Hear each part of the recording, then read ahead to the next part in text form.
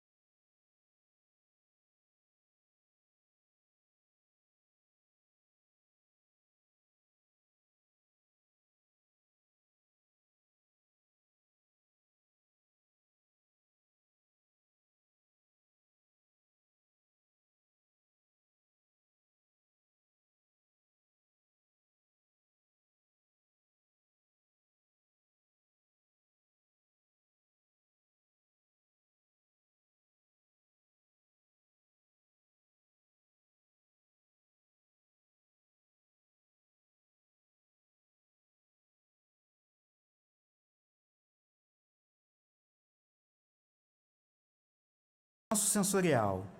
Antes de entrarmos no descanso sensorial propriamente dito, precisamos saber o que é o sistema sensorial do nosso corpo. O sistema sensorial é uma parte do nosso sistema nervoso cuja função é captar estímulos externos e do próprio corpo e convertê-los em impulsos elétricos, enviando-os ao sistema nervoso central. Essas informações são então transformadas em sensações. Daí o nome. Os sentidos sensoriais são o paladar, o olfato, a visão, a audição que captam estímulos como toque, luz, dor, pressão, temperatura e substâncias. Somos inundados o tempo inteiro por barulho. Mas como falamos em barulho, em termos sensoriais, nos referimos não somente ao barulho auditivo. Estamos falando do tipo de barulho que sobrecarrega nossos sentidos. Luzes fortes, crianças gritando, pessoas falando alto, a lista de coisas a fazer que não saem da nossa cabeça, o plim constante de notificações de mensagens chegando em nossos celulares. Seu corpo fica em estado de alerta constante. Nas oportunidades em que você tem de um pouco de sossego, ao invés de procurar a quietude, você procura seu celular, ou a televisão, ou coisas que sobrecarregam ainda mais seus sentidos. O descanso sensorial é uma parada necessária do barulho e da luminosidade constante do mundo que nos rodeia. É o momento de encontrar a quietude, o silêncio de toda essa agitação que nos envolve no dia a dia. Seu sistema sensorial, ele precisa descansar da fadiga de tanto barulho que recebe ao longo do dia.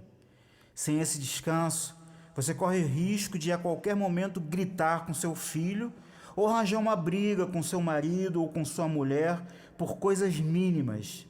Todos nós temos o que se convencionou de chamar de janela de tolerância. Se você conseguir ficar dentro desse limite, você consegue viver de certa forma dentro dos padrões, digamos assim. Mas ao ultrapassá-lo, perdemos o controle racional. As melhores maneiras de conseguir o descanso sensorial são as seguintes: tirar um tempo para se desplugar do mundo. Escolha um horário para desligar tudo ao seu redor, computador, celular, televisão, por pelo menos 1 hora por dia. Dar um passeio em um local tranquilo por 15 minutos, sem aparelhos eletrônicos, é claro. Vestir roupas confortáveis. Sabe aquela etiqueta da camisa que incomoda? Ou uma roupa muito apertada?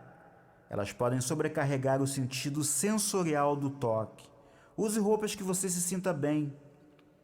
Tome um banho demorado. Ele também relaxa o sentido sensorial do toque. Algumas fragrâncias são relaxantes, como a lavanda e o eucalipto. Encontre um lugar calmo e confortável para se sentar e fique ali por 1 hora ou mais, sem fazer absolutamente nada, nem pensar em problema algum. Pense em algo bom que te faça relaxar. Eis aí a forma do descanso sensorial. Agora vamos para o descanso criativo. O descanso criativo é a parada necessária quando estamos trabalhando ou trabalhamos com formas de criação, sejam elas artísticas, literárias, tecnológicas, musicais ou qualquer outro tipo de atividade que envolva a criação mental. O descanso criativo previne o esgotamento da mente e te permite seguir adiante com um trabalho de alta performance. Algumas práticas de descanso criativo incluem uma caminhada em um local tranquilo, ter um hobby em que você possa se distrair de vez em quando, ler um livro ou simplesmente tirar um tempo para relaxar e recarregar as baterias. O importante para descansar criativamente é encontrar atividades que permitam sua mente relaxar e se abstrair das obrigações de um trabalho que exija criatividade, para que você volte a ele com a mente refrescada e com novas ideias para o seu trabalho. Agora vamos ao descanso emocional. O descanso emocional é uma parada nas emoções negativas intensas, permitindo que a pessoa relaxe e se recarregue de emoções positivas. Esse descanso é especialmente importante quando nos sentimos sobrecarregados ou estressados, uma vez que tais emoções sobrecarregam nosso bem-estar físico e mental. Há várias maneiras de alcançar o descanso emocional e aqui citaremos algumas delas.